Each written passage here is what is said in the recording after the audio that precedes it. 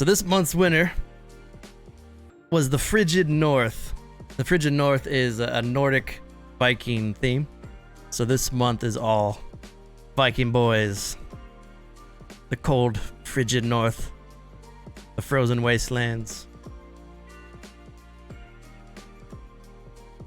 And so for the next about hour or so, I'm going to cover a couple different things. You'll see all the 5th edition content coming out. Quick breakdowns. If you're into the lore, you'll see some of the Erenel lore articles coming out. There's some Twitch channel updates on the way. Some are actually pretty substantial. How's it going, Z? And then the last thing, and which might take the bulk of the time, is the Living Erenel.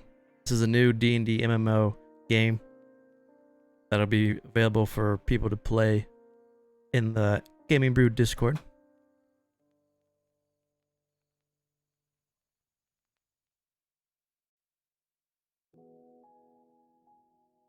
So, 5th edition content coming this month. Got 3 new subclasses coming, all fitting that Viking theme.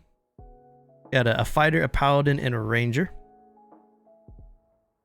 Now, at first glance, if you're thinking, but dude, you always put out a ton of subclasses a month. This is true, and there's a surprise. But the 3 subclasses coming out this month are the fighter, which is a Viking martial arts type. These fighters are professional raiders. They have skills that let them perform really well, say sailing on their Viking longboats.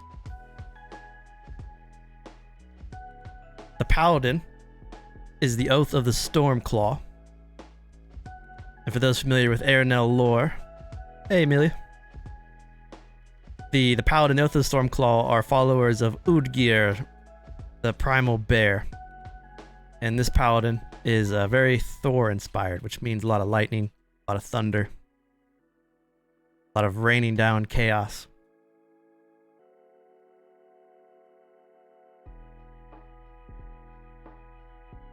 And then the last subclass coming out this month is the Wild Hunt Conclave Ranger. These rangers are sort of like bounty hunters, but they thrive on being at a scene before something would happen to set up traps and to catch find hard to catch targets.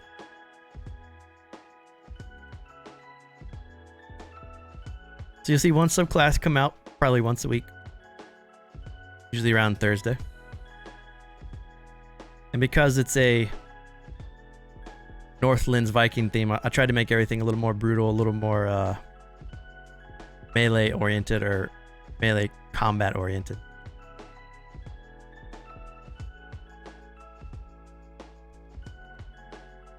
So we had 2 months ago, we had the Spartan fighter come out, and now we have the Viking fighter come out. I feel like I'm designing subclasses for Honor.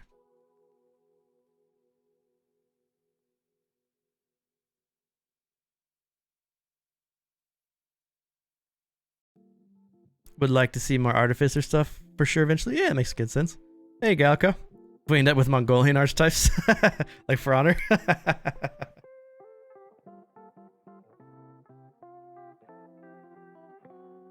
Mongolian, you say?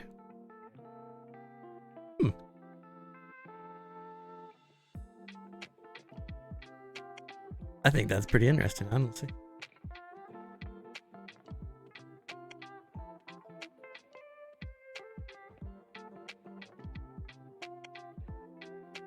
What have I done? So those are the 3 subclasses coming. Now, I prefaced the subclasses by saying I usually put more stuff up for subclasses. Hey, don't spam channel, dude. So the reason I said that I was prefacing that is because it's not just subclasses, but I'm going to be putting out prestige subclasses. Now, for those that play 5th edition, you'll know that there's no such thing as prestige classes in D&D. You might be thinking, well, how the hell is that supposed to work? And is that broken? Is that even balanced? So the way prestige classes are going to work And my hope is to have 3 come out each month until I at least have 1 prestige class for each class. But prestige classes are another way to customize your character. So you'll take a subclass and you'll take a prestige class if you want to take a prestige class. But for prestige classes, you have to hit they're something that you don't take until you get to a higher level, but they have pretty tough prerequisites. And you have to forego any ASI improvements. And ASI improvements mean when you hit level 4, you get to add +2 to your abilities, or you get to take a feat. If you prestige class, you don't get to do any of that. You just get the prestige class. Planeswalker sounds cool. No, I haven't done a Planeswalker yet. It's a good idea.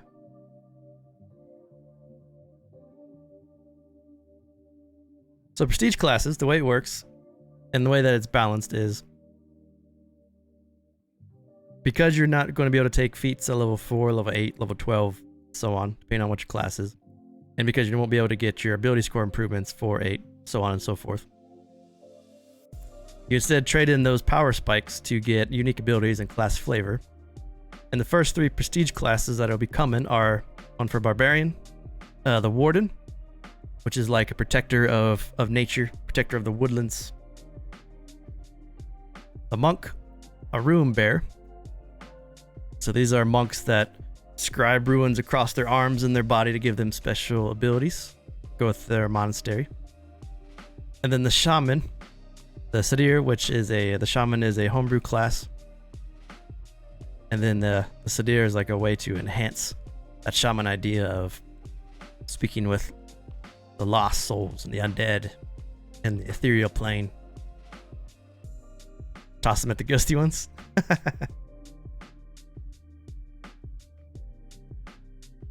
So that is the idea for prestige classes. It was something that I was going to save just for Living Erenel and have that come out together. But it made sense to add these in because I was wanting to make a shaman, the Sadir Shaman.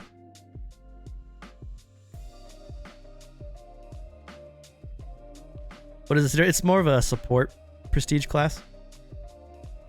And it uses stuff that bonds and protects allies together. Kind of like linking allies together. With some flavor tossed in. That's the picture right there is of the Sadir.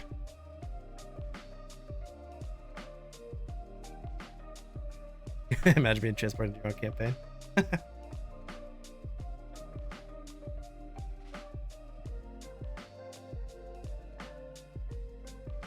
So 3 prestige classes coming here. Hopefully have 1 a week coming out too, so you should see a subclass and a prestige class coming out different times during the week. And this is probably going to be the prestige class is going to be something that I'm going to expand probably pretty heavily upon. So you'll see, artificers, fighters, shamans, or not shamans, sorcerers, all the classes will have a prestige class. And if it proves to be pretty popular, then they'll get more prestige classes. So I won't be just designing subclasses, I'll be also designing prestige classes.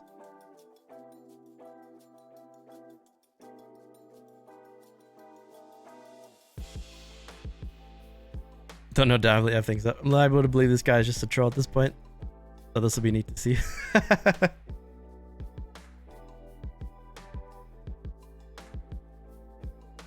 Yeah, so prestige classes.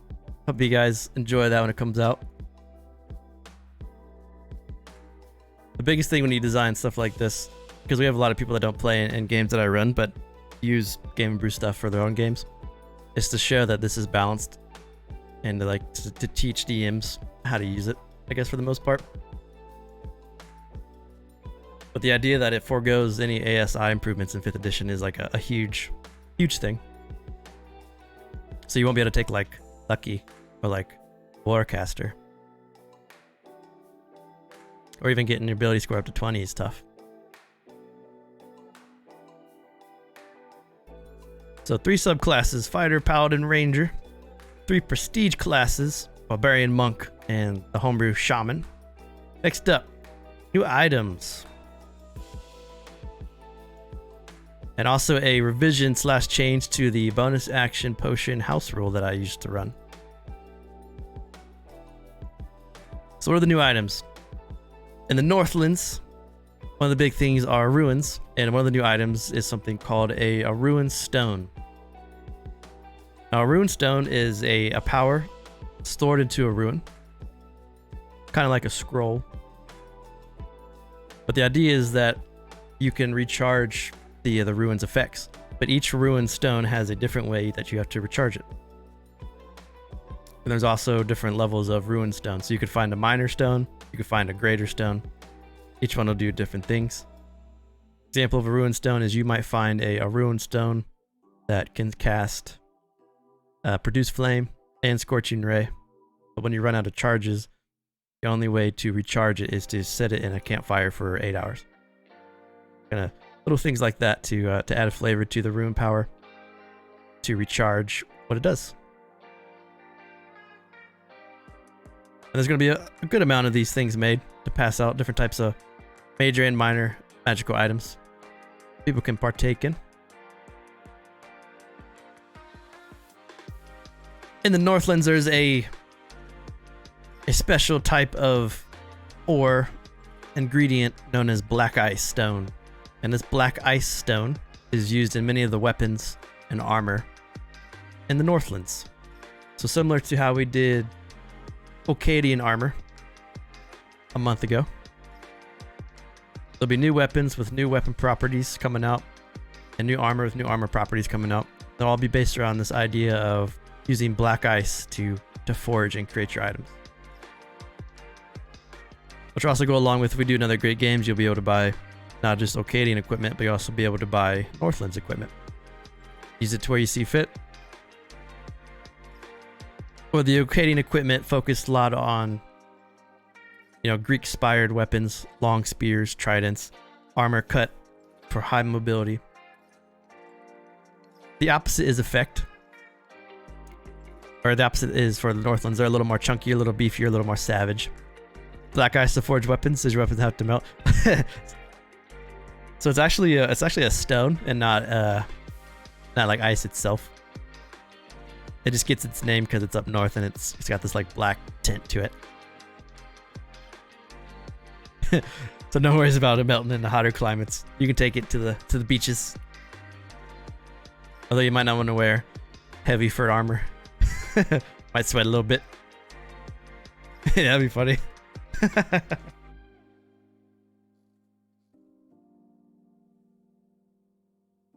Now the big thing is this third new item.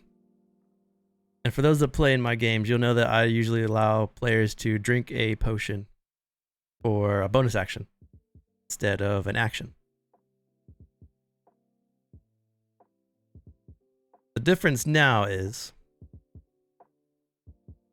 there's these items called satchels, which are similar to like a bandolier that you wear across that gives you quick access to items, or like a utility belt, like Batman's utility belt, quick access to these items. So you can still drink potions. You can even use a ruin stone or cast a scroll, as long as you have the consumable item that you want to use already stored in your satchel. Now these satchels have limited space and limited slots available to them. So if you have like a very cheap satchel, it might only have 1 slot or 2 slots.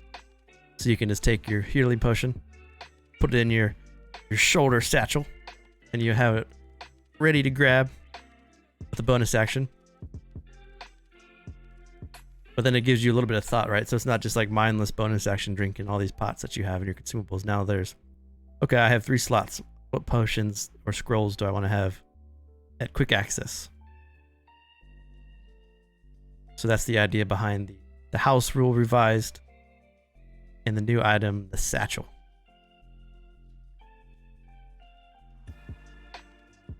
And I'm fully expecting the memes from, what was that movie with the wolf pack, where Galifianakis' character had the satchel all the time. They were always making fun of him. Fully expecting that to be the thing.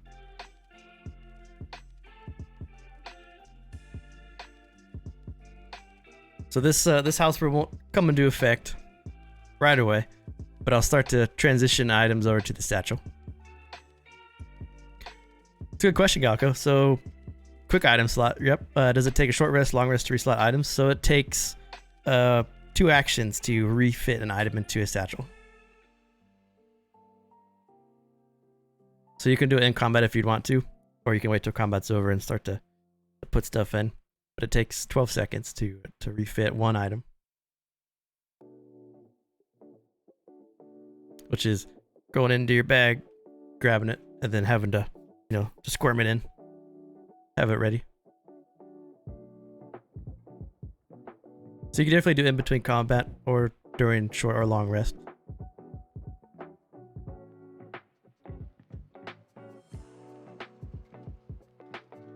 Main idea for it is just to make sure that it adds a little more of thought of what you want to have readily available on yourself.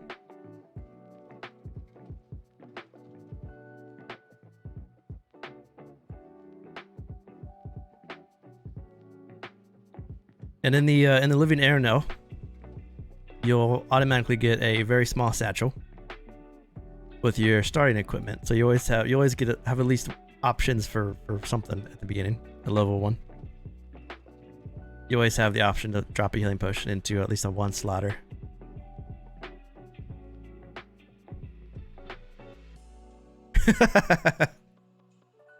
What is this? A satchel for ants?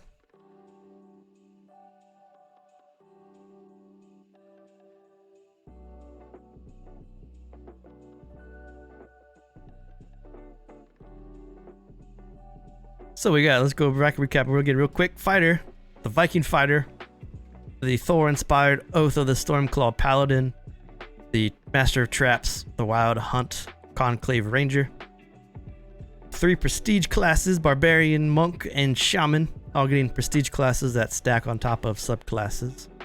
And the new items, the Rune Stones, new weapons and armor, and the new House Rule Satchel. And a beer and a cornfield. There you go. Haha.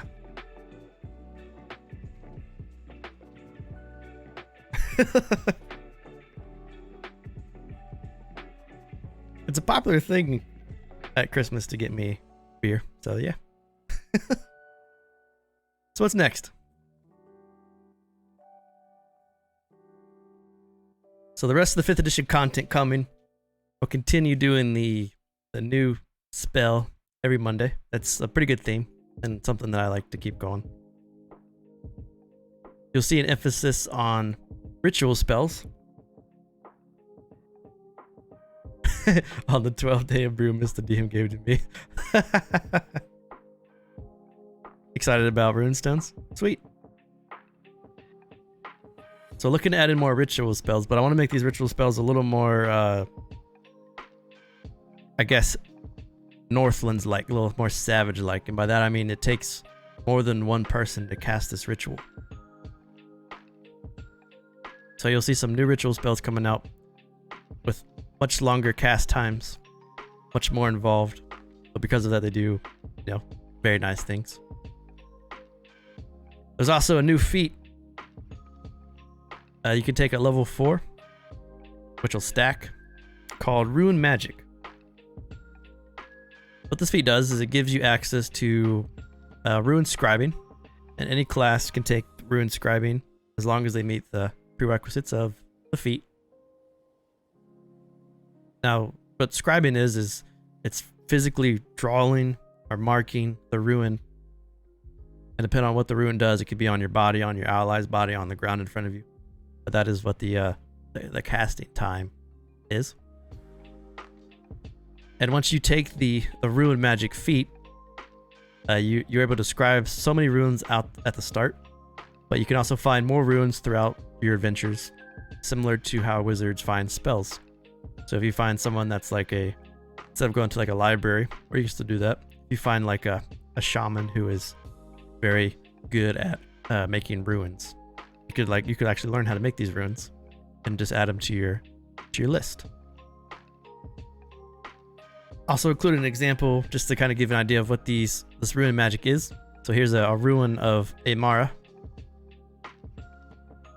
So for an action with the Rune of Amar, you draw the rune, the shape of the rune, and I'll have an actual picture of what the rune looks like. You could draw the rune on a large stick next to you and it automatically turns into a shillelagh. Or you can spend a minute to scribe the rune on a living tree, which gives the tree the tree stride effect. So things like that. Each rune will have multi-purpose stuff with different scribing ability times that'll do different things. The Rune of Amar is just Amar is the tree of life in Erenel, so it just kind of follows her idea of what she is. But there'll be runes for all the primal deities and a lot of different effects that you can do. I wanted to make rune magic a bit of a choice too, which is why it's a feat, which means if you prestige class, you won't be able to take rune magic. So there's like a give and trade.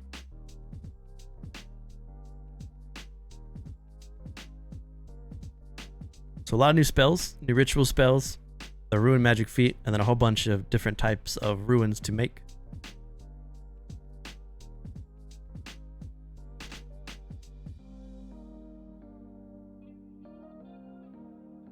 So any thoughts on any of the 5th edition content coming out? Anything you want to learn more about? Anything you want to talk about?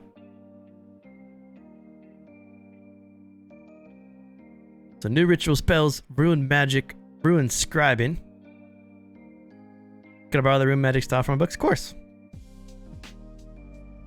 Yeah, anything that helps.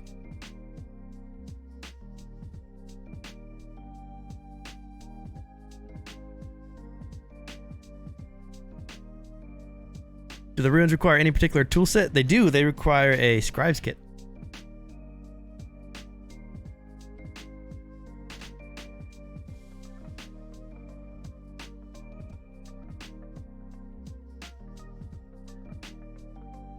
Although if a player wanted to say something like, I want to actually carve into the tree or the ground with my knife, or with some kind of kit that does something like that, I would probably allow it to.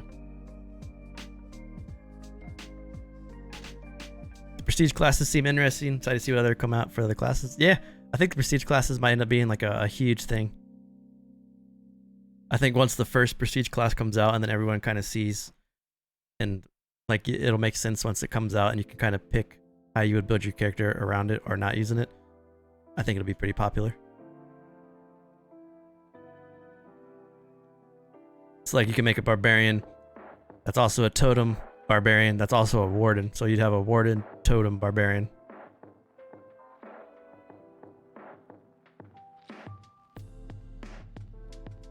Just tries to add an extra layer onto 5th edition. It opens up another avenue of customization outside of just doing subclasses.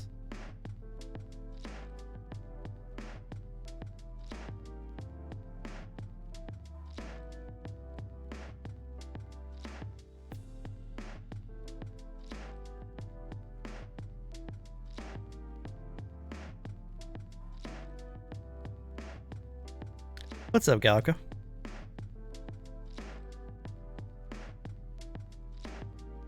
Carve explosive ruin this morning.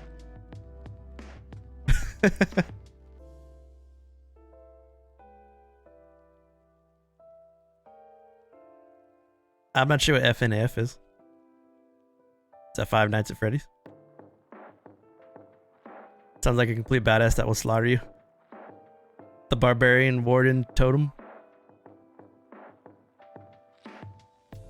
Yeah. I saw they're making a Five Nights at Freddy movie with Nicolas Cage as the janitor. It's a real thing.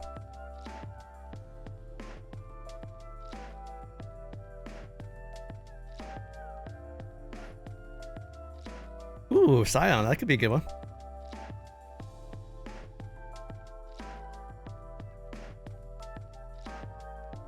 Yeah, doesn't it just like open up more possibilities, Galco? Like for prestiges, there's all kinds of extra layers now that we could put on stuff, which is, you know, the goal. You actually fuse into the bond.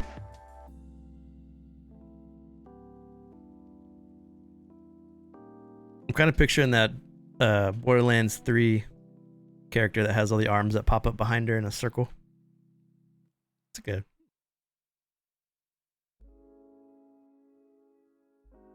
I like it.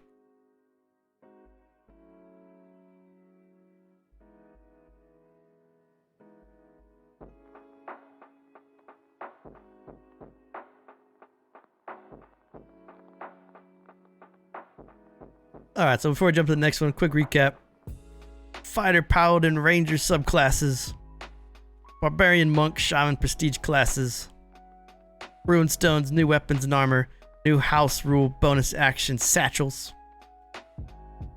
New spells, ritual spells. No rune magic feat. So what's up next? Quick look at some of the lore coming out for Erenel, because this is a Northlands theme. We'll do a deep dive into the Warlords Alliance. For those that played in the Dying Embers game, you'll have a pretty good idea of the Warlords Alliance, but we'll get it all in an article and on paper. Get it all written out. It'll have all the northern clans, Oakhamers, the Blood Eagles, the Pale Mammoths, the Dying Embers actual group, the Wolfheart clan. It'll all be in there. I'll make a map on stream for the Northlands region. We'll set it up, make it interactive. We'll have descriptions for all the regions. So if anyone wants to use the Northlands in their games, you'll have breakdowns that you can pull from if you want to.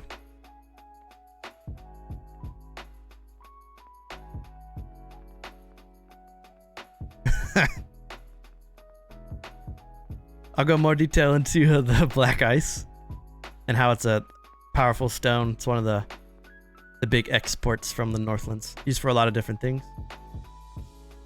And I think it's worth having an article about what rune scribing means and what rune stones are. So we'll drop articles for all of these. Just a nice big deep dive of what the Northlands are.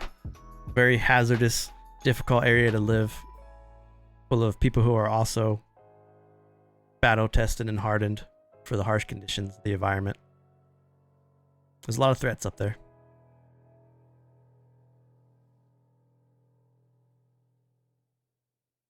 But we'll tackle all of those.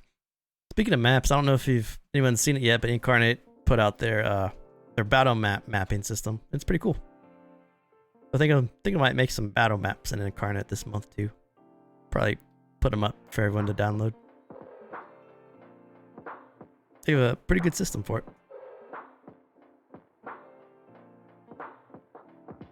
So that is the Erenel lore coming out. So what's coming to Twitch? What are these Twitch updates? So Rise of Harlock, the Monday game, will continue on. If you missed last Monday's episode, they are right in front of the boss of the Dungeon Delve, the giant Kikamora Queen, the giant bug. And after they do that battle, we'll be moving the Rise of Harlock campaign to Foundry VTT. Keep doing a Thursday stream, although I might have to change it because my day job is being a pain in my ass and trying to change the dates I need to do stuff. So there's a chance I might have to change Thursday stream, but I'll find a day for it. And the big one, the Saturday campaign, is going to be kicking off here soon. The boss fight needs a firmware update. Yeah, they're changing around all the schedule stuff and just really drawing stuff out. It's both of them. The Saturday game will be kicking off here soon. Saturday game will have Metallicat, Lemon, Raining Dragon, Sable, Vescopio, and Zemidian all in the game. It'll be a weekly game every Saturday, 8 p.m. to 11 p.m. Eastern. The goal is to have the session 0 on July 18th, which is what? 2 weeks away. And then the actual campaign to kick off on July 25th. So once that campaign kicks off, we'll have a Monday game and a Saturday game, both weekly games. Really excited to get them both up and get them both rolling. The Foundry VTT Saturday game will be officially in Foundry 100% of the way. Pretty sure every player in there has already used Foundry once, so that's sweet. Another change, the Twitch channel points changed. So Inspiration used to be only 5,000 channel points. It has since been up to 7,000 channel points. So a couple reasons why of the increase. One is that Twitch changed the way they give channel points out this week. They actually made it much easier to get channel points if you're a subscriber, so you get much more compounded.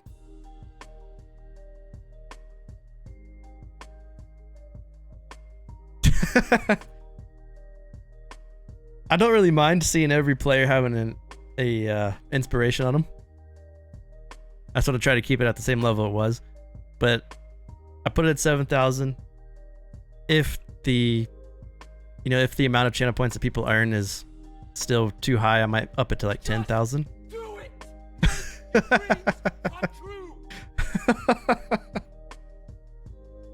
And that was the other bit. So if you see what Razrika just did, we now have a sound alerts board in the info below. You can, for 100 bits, you can play sounds over the stream anytime you want.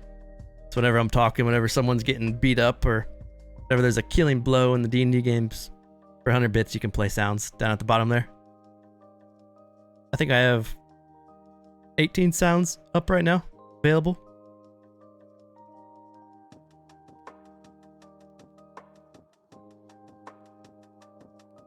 So it's just an option, something that you want to do.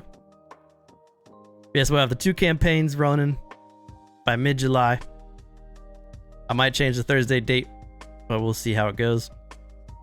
I do like the Thursday doing maps and then changing up and playing some games, Dead by Daylight or Baldur's Gate 3 when it comes out, that kind of stuff. Also looking at adding a 4th streaming day, but that won't be until the Living Erenel D&D MMO Discord-wide game releases. Reason being is because we'll need a 4th streaming day, and you will learn about that here soon for those interested in playing in our community D&D game.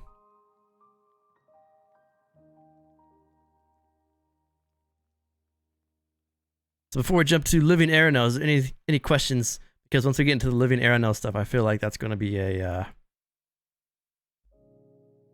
good amount of questions being asked, because it's a little bit to process at first.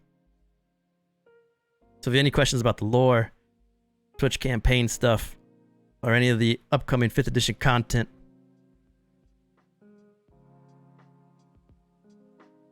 funny you should say that, Rezrika.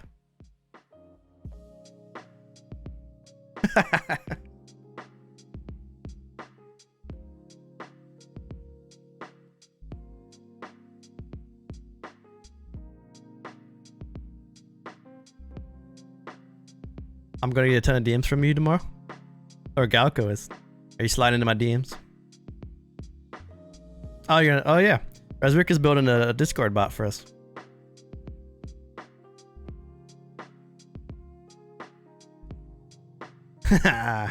Slide into my DMs.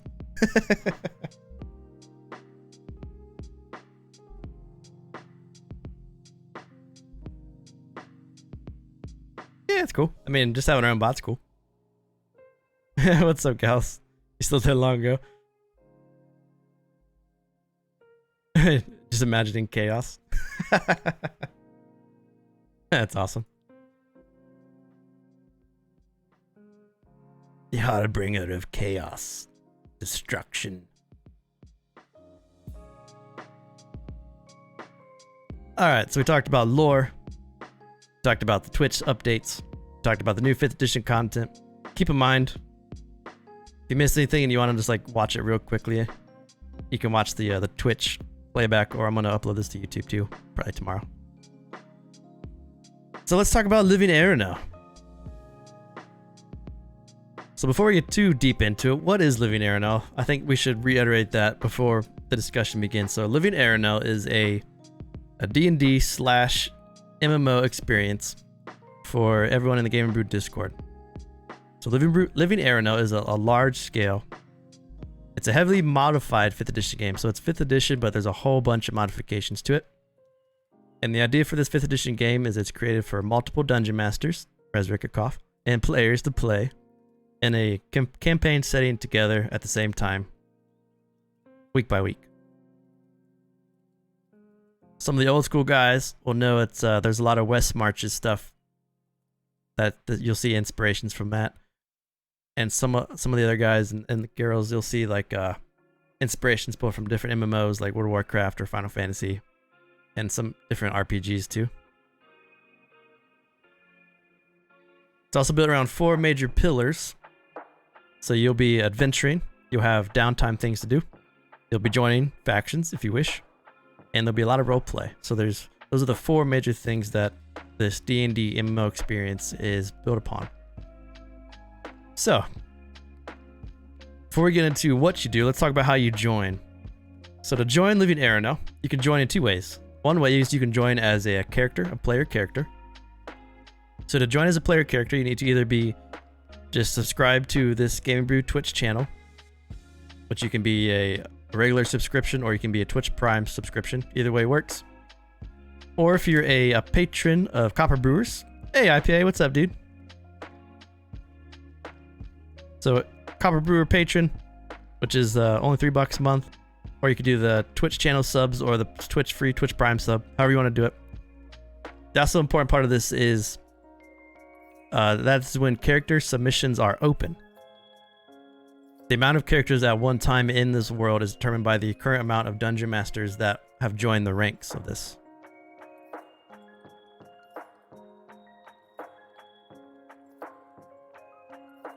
There's also a 1-week grace period, so if like your Twitch Prime runs out or your Patreon runs out, I mean, there's a week in there you can still do stuff. And if you want to re-up, cool. If you don't, it's fine too. This is all built this way to keep engagement high because of the amount of tracking and organization that is going to require me to do. So I just want to make sure everyone that joins this, you know, is into it and having this Twitch and Patreon stuff. Make sure that the people are engaged, and that's what we want. So you get 1 character at a time. Your character dies in their journey, or you can also choose to retire them if you want to roll a new character. You can do so as long as you're in the game. You're in the game until you choose to leave. One thing that happens is you need to start again at level 1. You don't start at your whatever level that you died or that you retired at. Start a brand new person. Now, if you want to join as a dungeon master, if you're a dungeon master, you automatically get to have also a player character. And if you're a dungeon master, you do not need to be Twitch channeled or Patreon. You're in because you're a very important part of providing games for players. So dungeon masters are, they're interviewed by me because there's certain things I have to show you guys how to run the games properly. Do you need a suit and tie? No, all you need is the sacrificial altar. Don't need the suit and tie.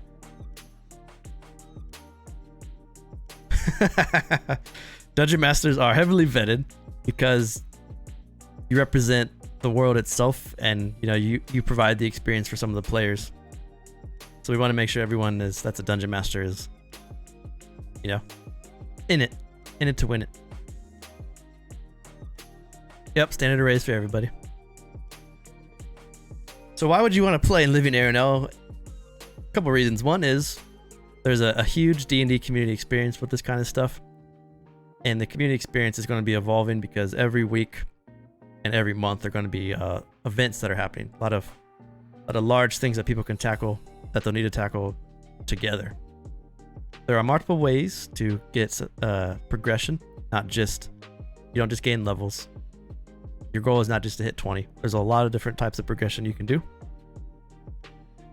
And I think the biggest and most important part is that you can join adventures when your schedule allows you to join adventures. So if you have a busy week and you can't make an adventure, that's fine. If you have 2 weeks you can't make an adventure, that's fine too. You can just hop in for RP discussions. You know, you can do downtime every week when you have time to do it. But there's always things that you can do every week to include yourself into the world without having to sit down for a 3-hour session block. That was the biggest thing. That was the whole reason that I'm doing this stuff, is because there's so many players that I want to get in that I can't get to weekly games because their schedule won't allow it. But this will give them a way to play. My only big thing I could ask in theory, my time is shit. That's fine by itself, but don't do games like 11 at night to 3 a.m. I think when I show you the adventure thing, it might make sense. I wanted to throttle someone. I did the bot will help with some of this if I can make this in time, at least provide information. Yeah. So this is joining a character, and join as a dungeon master. So you can pick one or the other. And those are the reasons why you want to do it and kind of what this is. So I hope this makes sense. If there's any questions on what this is, please let me know. I want to make sure that I explain this properly because I'm really excited for it, and I hope that once everyone sees how this works, they'll be really excited for it too. Oh, your West March game was always midnight to 5 a.m. That's gross.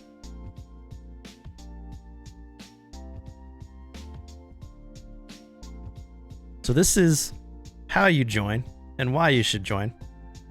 Let's take a look at the 4 pillars. So I'm going to go into detail on adventuring on the next panel, but I'm going to touch on downtime, factions, and roleplay real quick. And I made a pie graph because I'm a nerd. So the way this works is the living world is structured over weekly events, and there's going to be an update live stream every week that recaps what's happened and what's going on next week. So once a week, probably for like a half hour to an hour, I'll do a recap stream. There's a good chance I'll do it like before a game, like if it's maybe I'll do it like before the Saturday game or something. Give a chance for everyone to tune in, and then a recap of what I talked about will be available for people to watch to catch up.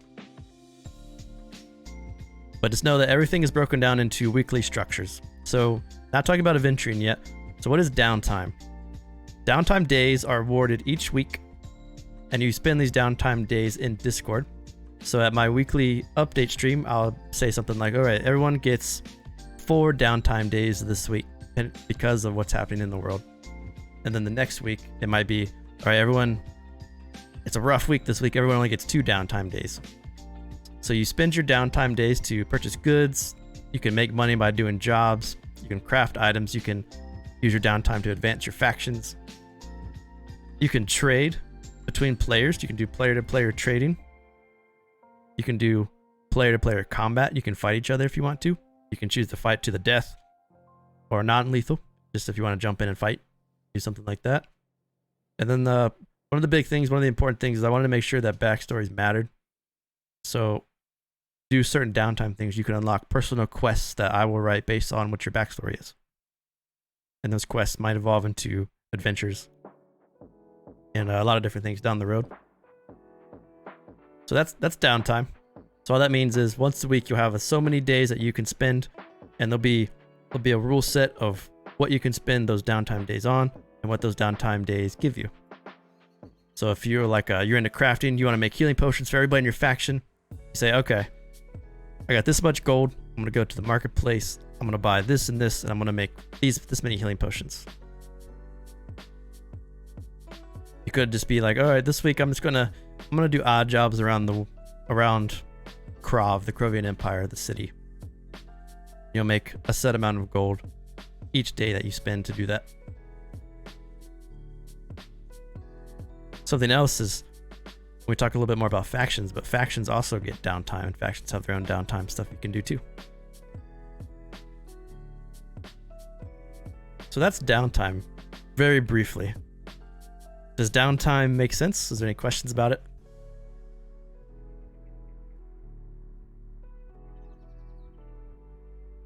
I'm also fully aware that this is a lot of information, so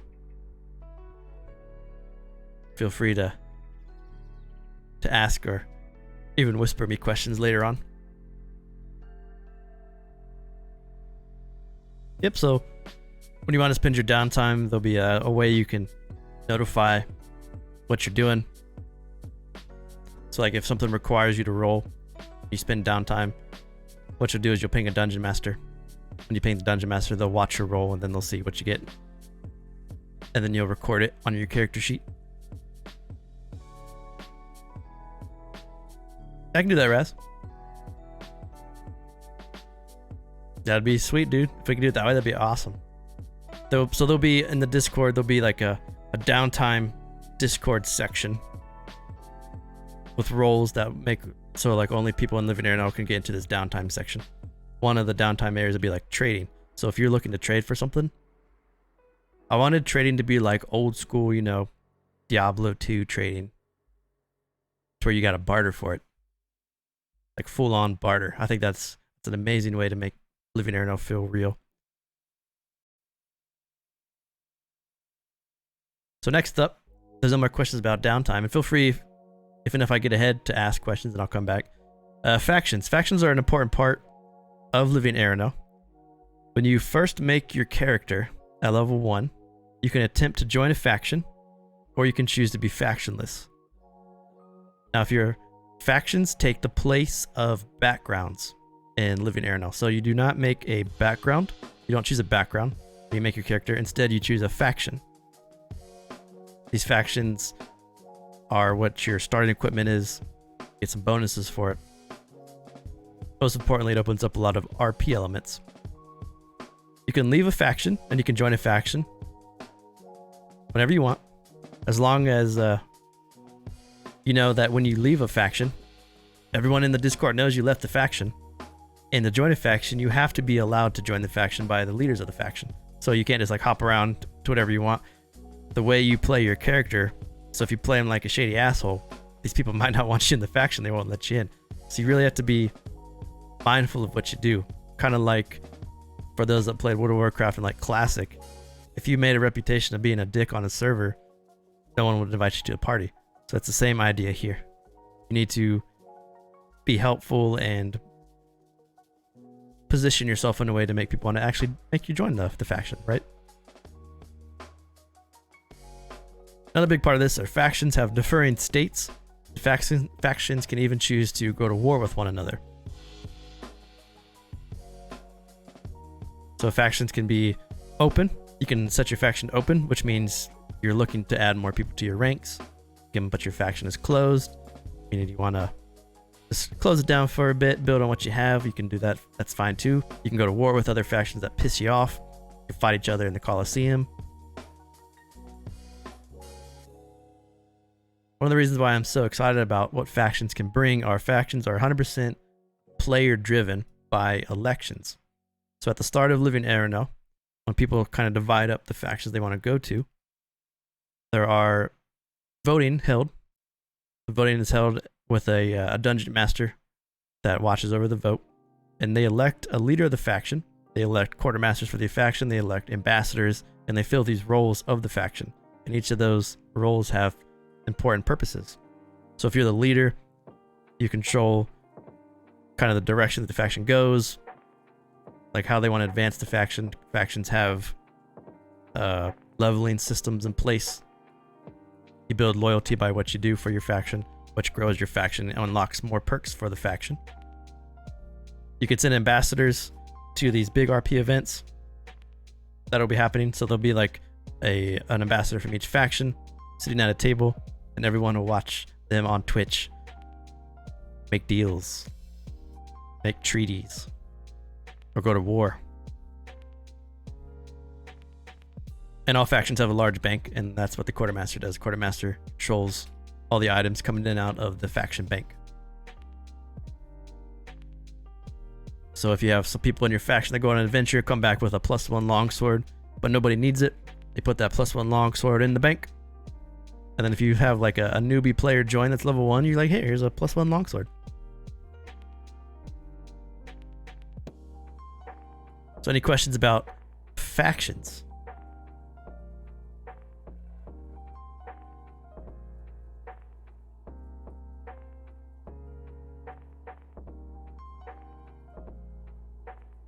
So is this all making sense so far, or is it kind of overwhelming?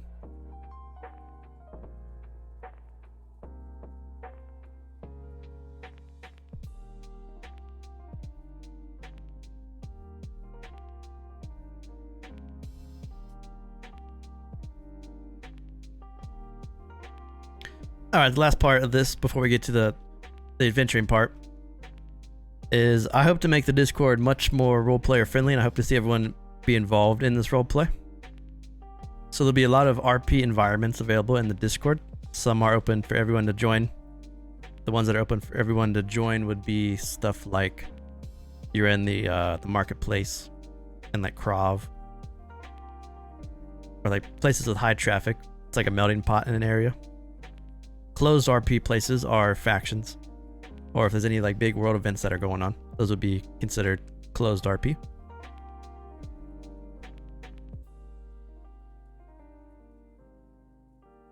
One of the big things about setting up these RP environments is there's rules that you need to kind of follow, and that helps with the RP. So if you're to speak, you can see examples. You put what you say in quotations, and you italicize your actions. So if you want to italicize something like Bruce looks at the camera, it'd be like italicize, and then be something like that. So you're not just speaking, you're showing your actions during the RP sessions. And the most important part of this is I want to make sure that everyone is courteous, or like really, the courtesy required for players that are having a moment together or role playing together. So it's not just like 2 or 3 people are RP and then someone jumps in and just says some stupid shit. That stuff will be enforced by a moderator. You're always in character when you talk in RP Discord channels. We're going to have character sheets on Foundry to keep track of RP characters. You have Discord sheets on Foundry to keep track of your living Erenel character.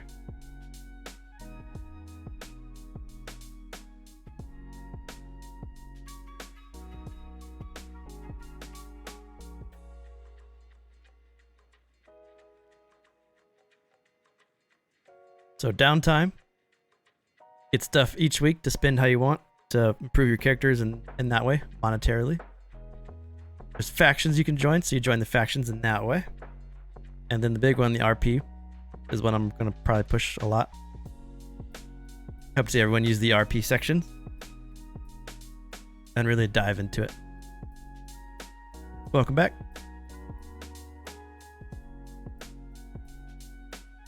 So before we jump to adventuring in the very last panel of this Living Erenel, anyone have any questions about downtime, factions, RP, or Living Erenel in general?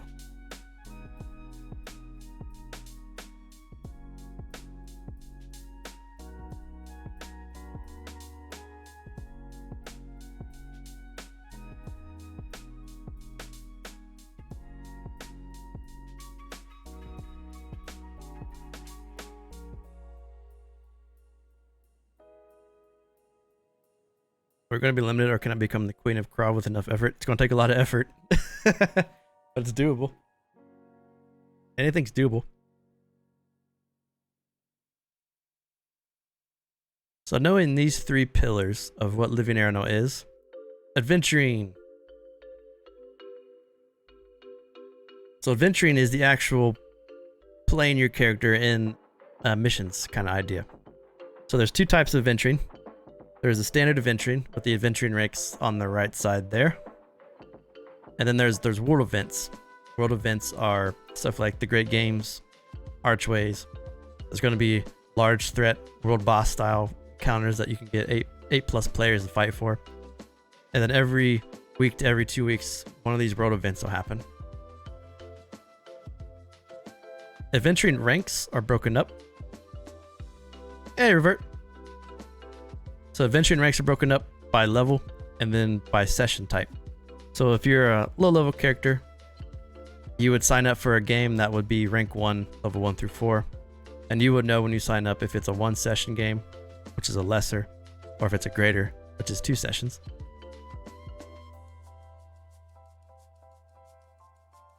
So the idea is there'll be this large scheduling adventure thing that you'll be able to sign up for different Dungeon Master games.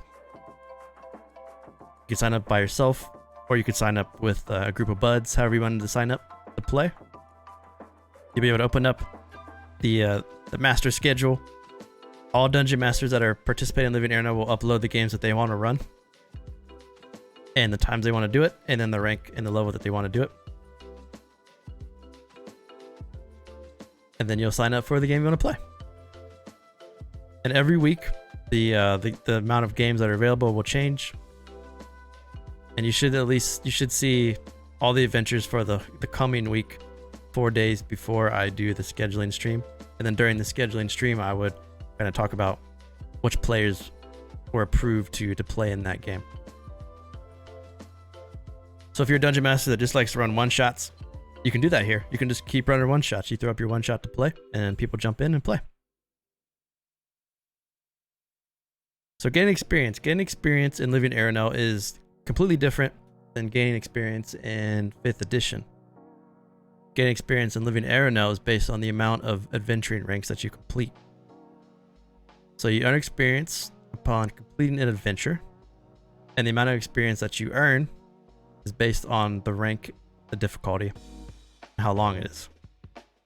If you fail the adventure, you get nothing, except for the gold that you might have made, or the items that you might have collected. And to be eligible to earn experience, you must be present for all sessions. So the way this works is, if you're level 1, and you complete one rank 1 lesser adventure, you go to level 2. If you're level 2, you'll need to complete 2 rank 1 adventures. You can either do one lesser you can either do 2 lessers or 1 greater. And then it doubles each time after that. This also means that you can be a level 1 in a rank 1 game, partnered with a level 4 in a rank 1 game.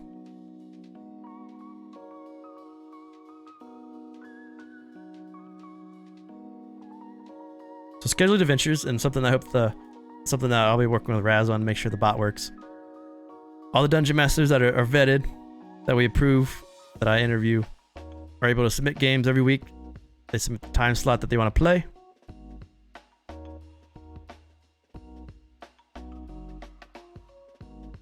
So the last one would likely be priority, which is fine. What do you mean? Like player? Or like lowest level?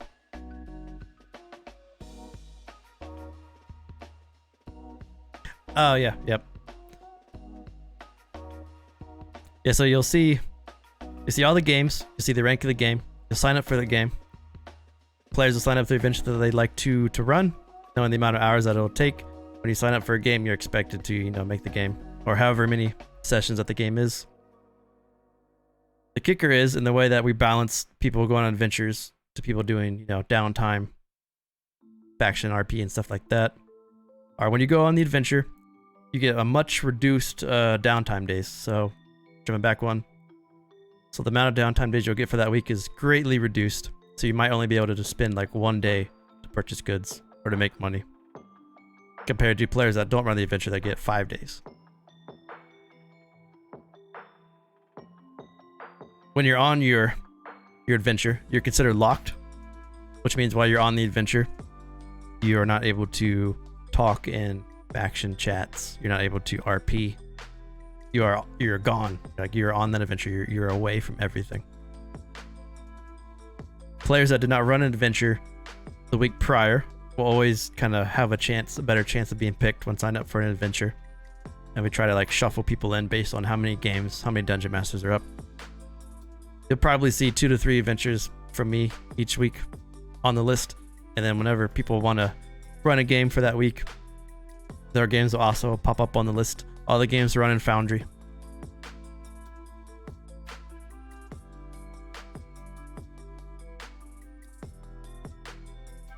So is there any questions on how adventuring works?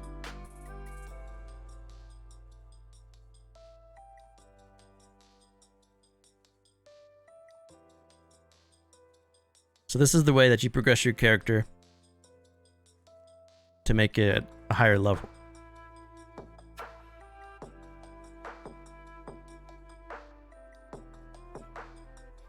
And I'm sure you can see there's some sort of West March style in here, but it's a little bit different. How many week sacrifices are DMs required to make? I would hope that if a DM could run probably at least 1 game every week or every 2 weeks, I think that'd be like the sweet spot. But if they can't, that's fine. If they want to run 2 to 3, that's also great. And you can schedule games whenever you want. I'm going to try to schedule games that aren't just 8 to 11. I'm going to try to do like some midday games on like Sunday or whenever I can fit in games. So there'll be random times.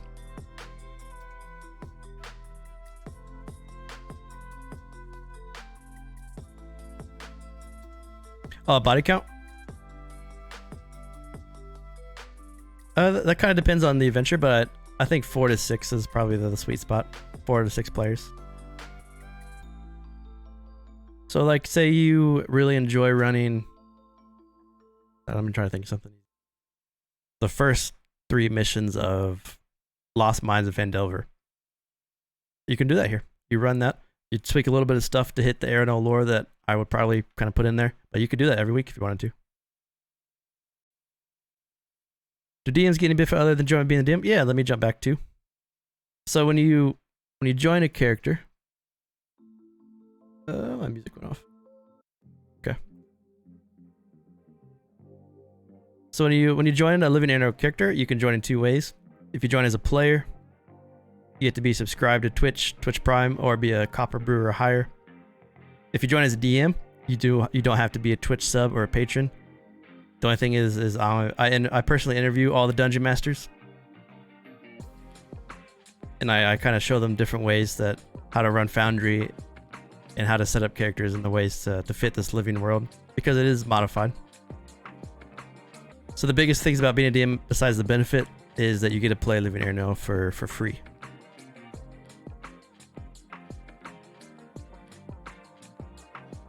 You aren't restricted to adventuring with people with your own faction, are you? No, you're not. You can join with whoever you want.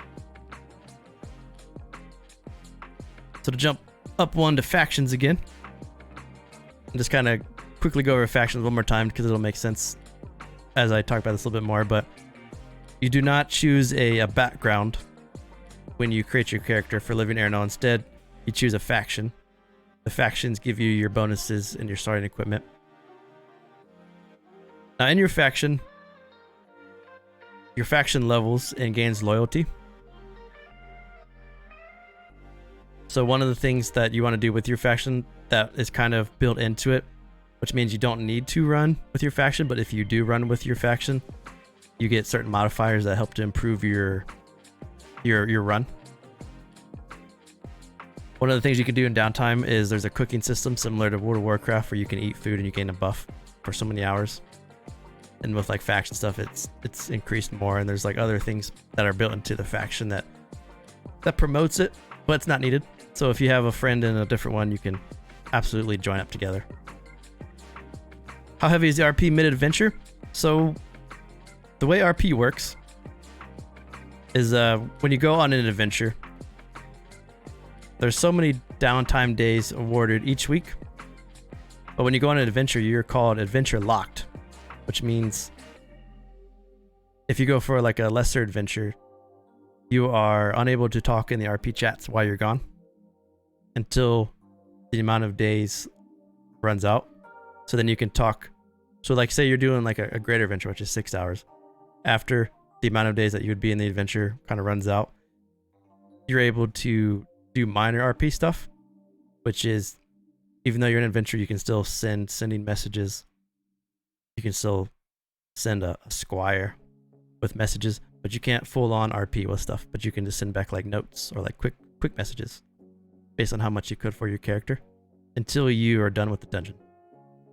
So if you go on like a supreme 12-hour rank 4 dungeon, you know, that's a month, unless you're taking breaks in between the sessions. So it'll keep you adventure locked for a bit of time there. So mid adventure, it's pretty minor till your character actually makes it back to the faction stronghold or whatnot. This also applies to one of the things of factions is you elect, it's all democracy based, so you elect leaders and ambassadors, and you elect a quartermaster, and the quartermaster keeps a bank full of all the potions and stuff. So if you're, say, in a greater adventure for 6 hours, you spend 3 hours in that adventure, but you really want that potion from the bank, you can't get it because you're adventure locked, so you won't be able to go like pull stuff from the faction bank till you finish your adventure.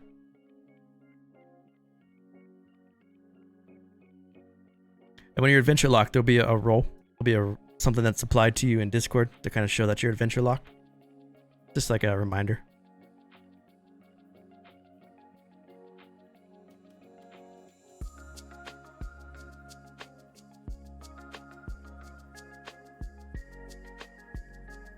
How often are players required to join adventures, and how often are DMs required to host sessions? So if you wanted to, you could join Living Erenel, and you could never run an adventure. You could do downtime every week. So we do the update stream. That week based on the world, everyone gets 5 downtime days. But if you're on an adventure, you get 2 downtime days.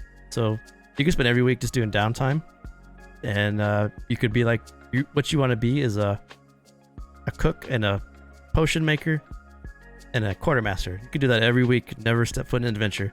You'll be level 1 in terms of experience, but you'll be like, you can improve your character by a lot of different ways based on like the crafting and stuff. So you could do that without ever doing that. And for DMs required to host sessions, I would hope to see at least a DM run a session once a week or once every 2 weeks, whenever they have time. But it's not like, there's no like hard line. Now, if someone would go like weeks and weeks and weeks without running a session, but they have a player character that they keep running and running and running, instead, I would say something. But it's really, as long as they put up an adventure like every 2 or 3 weeks, it's no biggie.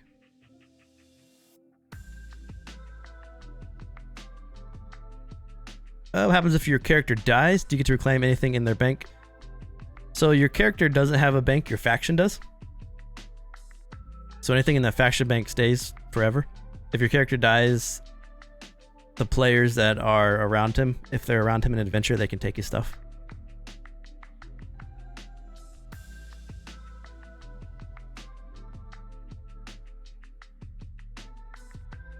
And if they're nice, they can give it back to you. But I like the idea that these like big factions will like sprout up, and then you entice new players to join your faction by saying like, hey, if you join at level 1, I'll give you a +1 greatsword and a +1 scale mail. And that's how you get them to join, which increases your loyalty.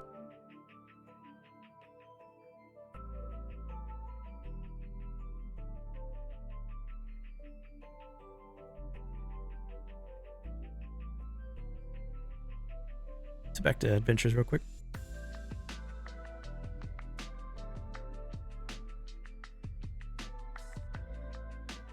So I think one of the things that we talked about in the beginning was to join as a player, you had to join when character submissions are open. I think, me personally, I can handle probably 15 people. And for every dungeon master that joins, I'd probably raise character submissions by 4 to 5 people. I think it's a good number. So depending on how many DMs join and run games, the amount of players that Live in Erenel will hold will get larger and larger, and it'll just get as big as it gets. As long as there's games being run. So like, say for example, Grizz, you wanted to run Icedale. I mean, you could do that in the Live in Erenel if you wanted to. And just kind of break the runs into adventures. If it does that, I'm not sure if it does that or not.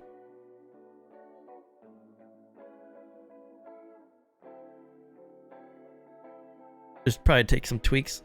Like you could run like Curse of Strahd stuff, but it might take like tweaks to make the adventures work, or I don't know, like Lost Mines or anything like that. Yeah.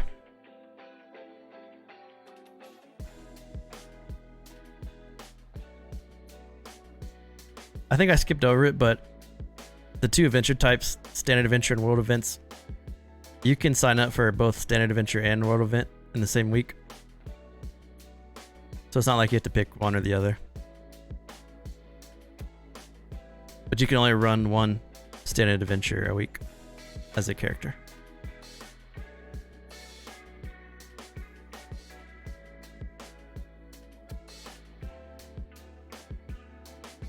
What else can I talk about? Is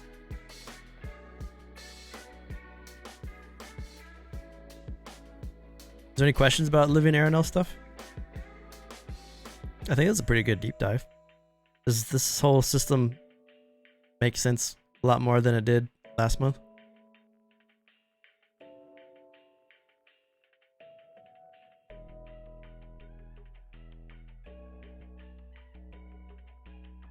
Can you join a new faction if you die, or always the same faction? You can join a new faction and leave a faction whenever you want. So when you first create your character, you attempt to join a faction. Attempt based because the faction leaders need to choose to admit you, or you start factionless and you work to join. And you can leave a faction whenever you want. Something I talked about earlier was I was hoping that people can see when you leave factions, so I was hoping it would kind of police itself in that way to, like, if you see someone that jumps factions like every 2 weeks, you would know that this guy's not really going to give us much. Maybe we should not allow him to join our faction. So it's kind of like your reputation as your character precedes you in living Erenel based on what you do. When you do join or leave a faction, you lose the bonuses that come with the faction for the new stuff. Will the Erenel campaign world seep into living Erenel as things happen? Like if we go hardlock with the change? I think for a lot of it will, but for some stuff it won't. It just depends on if you do something too crazy in the hardlock game. Like if you summon Ma, or like if Ma explodes into the world, I probably wouldn't do that. Just keep it a little bit even keel, but I think it's cool to know like if Lucan sets up a large church that comes into play somehow, or like if Magnus is in Sleet's Landing and he calls a decree or something that you hear about Magnus Darkshield. Would you be able to bring any equipment or items from one faction to another if you changed but grinded for this stuff? So a lot of the most of the items that you'll get from a faction are just like beginner basic stuff. It's like when you join a background, or when you make a background, because factions take the place of backgrounds for living Erenel. It's like really minor stuff that's not really too big a deal for you. The main thing you'll be losing is your loyalty resets when you switch factions, and I'll have like a better loyalty description once I have it all typed out. But your loyalty resets down to 0. You got to rebuild your loyalty with the faction. And when you build up your loyalty with the faction, you get like perks and stuff. With Vikings, that probably would happen. Or I can see Lucan doing something.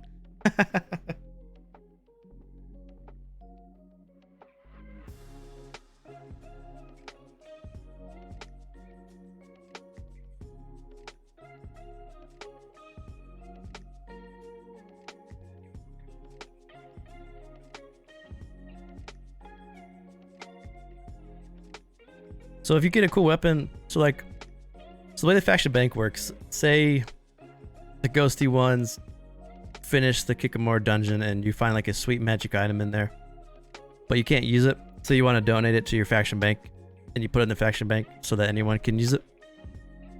And then say Amelia plays a character and she comes up and you give her that weapon from the faction bank.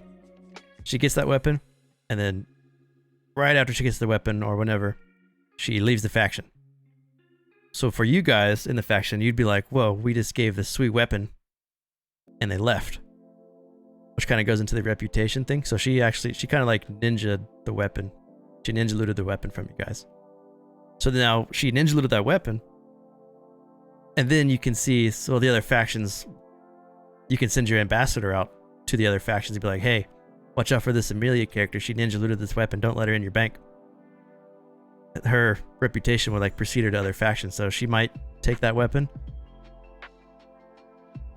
and then she might not be able to join another faction because people wouldn't trust her. The only way you can get cool weapons out of your faction bank is you have to go through your faction's quartermaster, and your faction's quartermaster is an elected official. So your faction, you'll elect a leader, a quartermaster's in charge of the bank, an ambassador to go on like RP events, like a recruiter.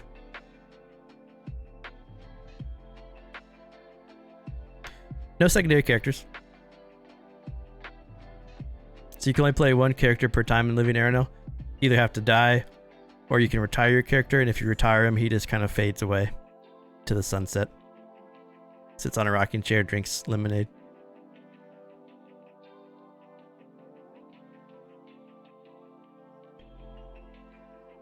But the idea is, since this is a living world, you know, it's what your character does in the world will have. I was thinking of a southern gentleman on his porch drinking lemonade. Just said sweet tea. But the idea is that your character that you make, his choices how he RPs and channels, it all precedes him, and he starts to build a reputation for himself, and then other people can either choose to like it, or they can try to kill you in the PvP.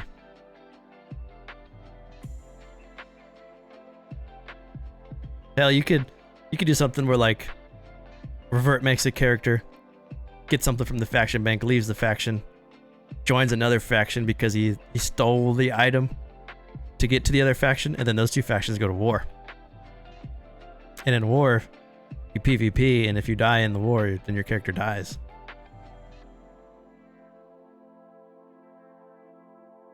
So it's very, you know, your decisions have like a lot of meaning.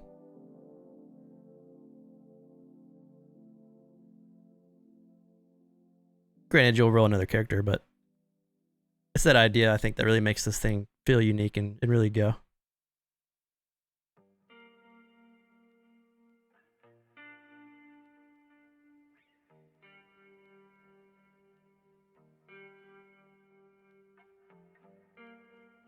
So if you have any more questions, hit me with them. I'm going to jump back to the very beginning really quick just to do a quick recap for people that might have joined a little late.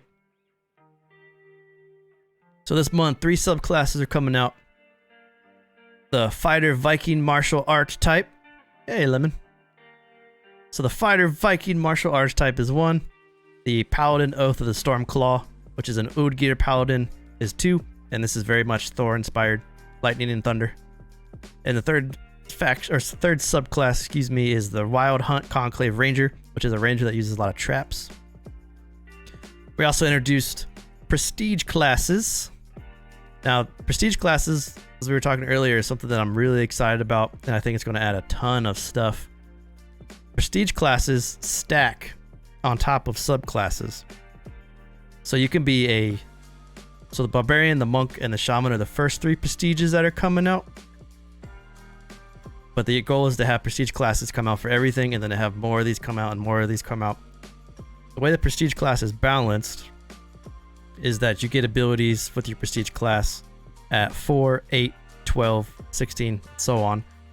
And you are not able to take ASI improvements. So you won't be able to do like add 1 intellect, add 1 wisdom, or take a feat. Instead, you get what the prestige class offers you. So that's how prestige classes are balanced and how it adds an extra layer. It adds unique abilities and class flavor. And it's balanced by not giving you those huge feats or ASI improvements, so you don't get lucky, you don't get Warcaster, you don't get Sentinel. You get the stuff that comes with the prestige class. This picture over here is the Shaman, the Sadir. So those will eventually have prestige classes for all the classes, but these are the first 3 coming out this month. We talked about new items. There's the Runestone item. The Runestone item is it has effects that you can cast, and it's rechargeable, but you recharge it in like unique ways. The example I gave earlier was you might have a Runestone that can cast Produce Flame and Scorching Ray, and the way you recharge it every night is you have to stick it in a campfire for 8 hours and let it smolder. And there'll be a bunch of these. These are different magic items that'll come out, different rarities. New weapons and armor built around the new Black Ice theme for the Northlands. This is exactly the same as Okedian equipment. It's just new stuff coming out. And the biggest thing that I wanted to make sure I touched on for some people that joined late is this new house rule revision. So not coming right away, but in the future, and which will probably start with the Saturday game, are bonus action potions is still going to be a thing, except it's going to be different. So you get these new items called a satchel, which is like a bandolier. It's a quick access. You put potions, runestones, scrolls, and consumables in your satchel. Your satchel has a limited amount of slots based on its inventory, so everyone at level 1 will automatically have a 1-slot satchel.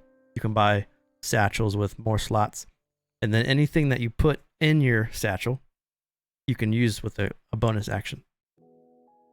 So you're limited to how many slots your satchel has and by what you choose to place in those slots. So it adds a little bit of thought compared to what we were doing.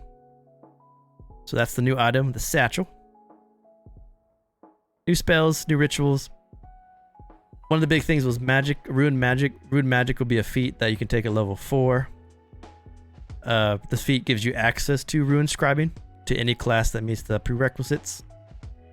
When we talk about scribing, there's different cast times depending upon what the rune is. You're able to find different types of scribing runes, similar to how wizards find spells. So you could track down a shaman or someone who's really good at making runes. And there's an example of what a rune is. So the only way that you can cast runes is if you take the rune magic feat at level 4. But there'll be a ton of rune scribing examples that you can choose from.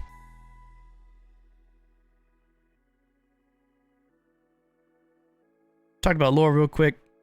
Deep dives in the Northlands maps, the new Black Ice. Talk about rune scribing. Articles that are coming out. Twitch campaign stuff. I really wanted to get to this for a lot of you guys too. Rise of Harlock continues on Mondays.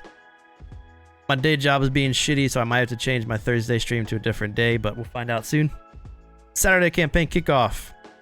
Metallic Cat, Lemon, Raining Dragon, Sable, Velscopio, and Zmidian. Weekly game every Saturday, 8 to 11 p.m. Eastern. Shooting for a July 18th session 0 for everyone in the game, and then hoping to do a July 25th as the actual campaign kickoff day. So that's hopefully when this will happen. 18th and the 25th. We'll have the Saturday game also running. If you didn't see it, we changed the channel points. It now costs 7,000 channel points to grant inspiration in the games. This change was done because of the Twitch and how they increased how much channel points you earn by watching a stream now. So you get a lot more channel points than what you originally would have got. Put it at 7,000 because I'm pretty sure that'll hit the same. If it seems to be a little too fast, then I might up it to 10,000. But right now, 7,000 seems like a good spot to at least try it out. You shouldn't see much difference. Plus, I know a lot of you guys have like 80,000 channel points. This was found out on the Harlock stream, but there's a new soundboard alert system below in the info. For 100 bits, you can play funny stuff over the stream. If you want to play sounds.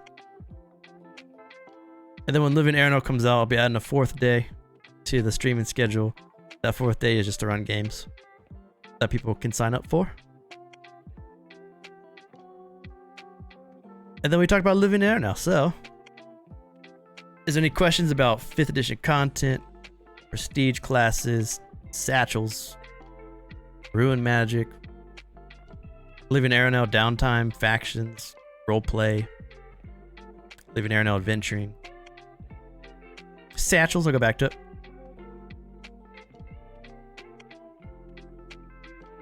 So right over here, the house rule that we have right now where you can drink a potion as a bonus action. I'm going to change it a bit. So every player, when they get their initial starting equipment, they'll also be given a satchel. Satchels come in different slot sizes, so you can have a satchel that holds 1 item, a satchel that holds 2 items, etc., etc. With these satchels, which are like quick grabbing, like utility belts, where you can access things really quickly, you put your potions in there, you put your rune stones in there, your scrolls, and those are how now that you use bonus actions to do stuff. So instead of having like 10 potions that you can have access to drink with a bonus action, now you're a little more selective on what you can choose. But you also get a pick, so like you can set up your satchel how you want to before you go into combat. It also gives an item that I can make a magic item. Why, when you said Bannerlord, did I think of badges? Thinking like World of Warcraft badges?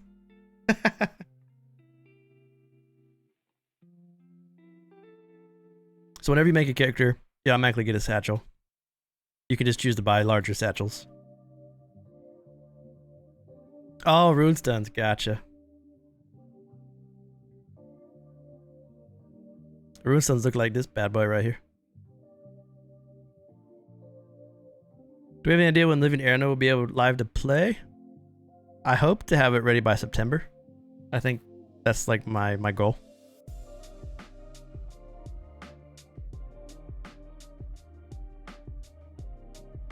Something I was talking about too is some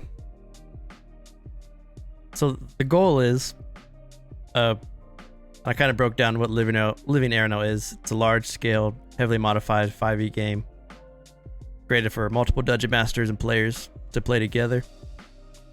People can play only as a character if they want to. It's got to be a Twitch sub, Twitch Prime sub, or a Copper Brewer patron. Or you can be a dungeon master, which means you don't have to pay anything. If you're a dungeon master, you'll be vetted and interviewed by me just to make sure that you understand some of the stuff that it takes.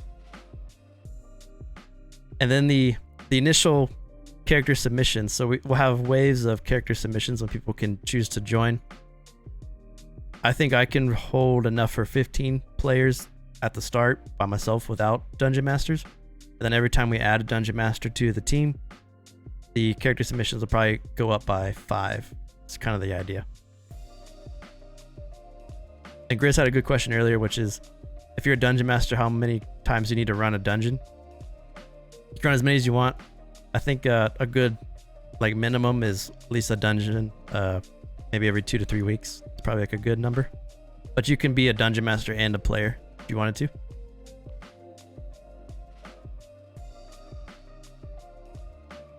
You can also be in Living Erenel, never adventure, and just be a downtime player and a faction player. You could be a faction leader who spends every week creating potions for the team.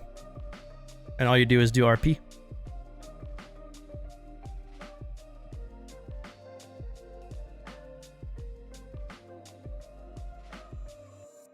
Oh yeah, I need to raid someone, don't I? Thanks for reminding me, dude. I always forget.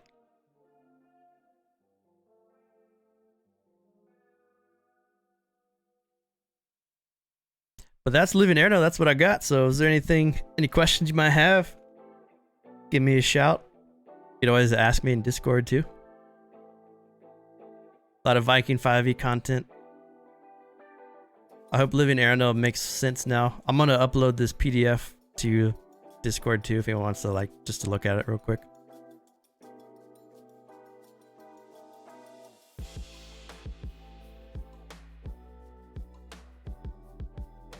But we should raid somebody. Who should we raid?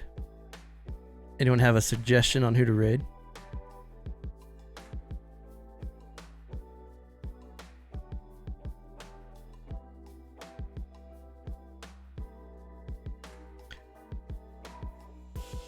Hey, Synjum's on. Maybe we should raid Synjum.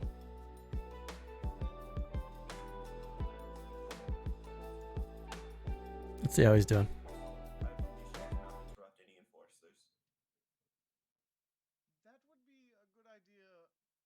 You had a massive power outage? Oh no, dude.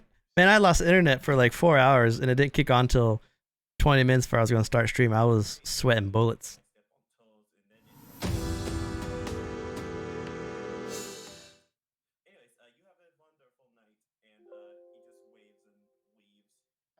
Yeah, it was some good timing. So I think I'm going to raid Synjum's channel. And after the raid, I'll be in the Discord. I'll be in our Discord, just hanging out. If you have any questions on anything we covered, any suggestions, definitely don't hesitate to ask me anything. If you liked what you saw with the Living Erenel stuff, hit that follow button. We'll be streaming Sunday. This Sunday, it's a different day. This Saturday is the 4th of July, so this Sunday. Wait, I should raid Rad or Raz. Want to raid Razrika?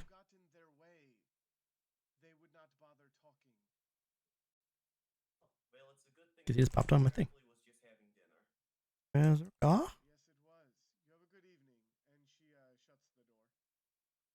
He's playing inventory management. Yeah, before I go, so it's a different day this weekend because of the holiday. This Sunday at 8 p.m. Eastern is the end of the Great Games, the last 2 matches. To be able to see some PvP Battle Royal. And then the Ghosty ones are back on Monday with the last ever Roll20 game. Hype?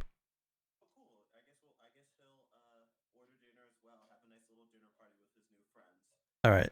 So you're going to see a raid pop up. Let's go raid Razrika's channel.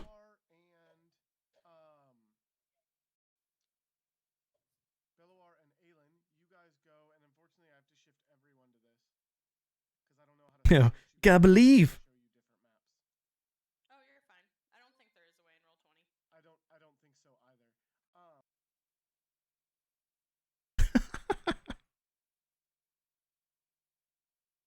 Raid.